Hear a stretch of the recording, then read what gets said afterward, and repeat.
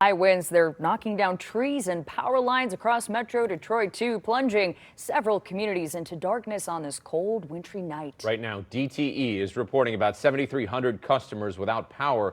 That is down from more than 14,000 we saw earlier today. Now, hundreds of workers are out there right now working to get the power back on. And DTE says they even brought in help from across the country. So 7 News Detroit reporter Randy Wimbley is showing us their plan of attack and how communities hit hard are weathering ongoing outages as freezing temperatures take hold.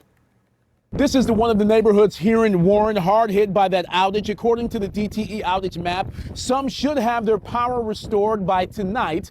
Others will have to wait until Tuesday. This morning we got up at 6 o'clock like usual and getting ready to go for a doctor's appointment.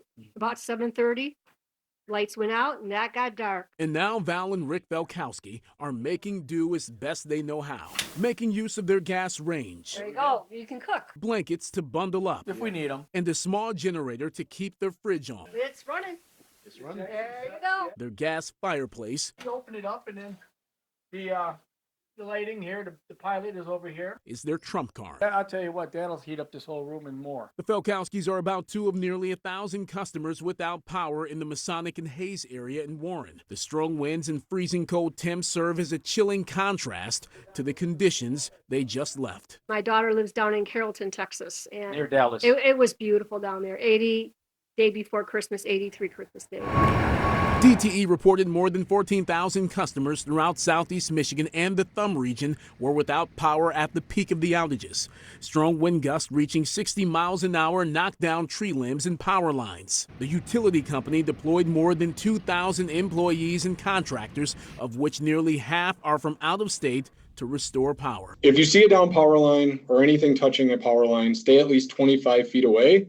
Treat every down wire as if it's energized and life-threatening, and please report those down wires immediately. Bill Hutchinson, the director for DTE Electric, outlined part of their restoration strategy. Crews are staged across the region, focusing first on public safety hazards and critical facilities, and then moving through the largest outages to restore the greatest number of our customers as efficiently as possible. Tonight at 6, what some residents heard before the power went out, plus a look at how some tree service companies are being put to work here. In Warren, I'm Randy Wimbley, 7 News Detroit. Yeah, some of us were kept up overnight just listening to those high winds. Oh, my goodness. And I hope everyone that doesn't have their power, they get it back soon. It is chilly out there. Yes, absolutely.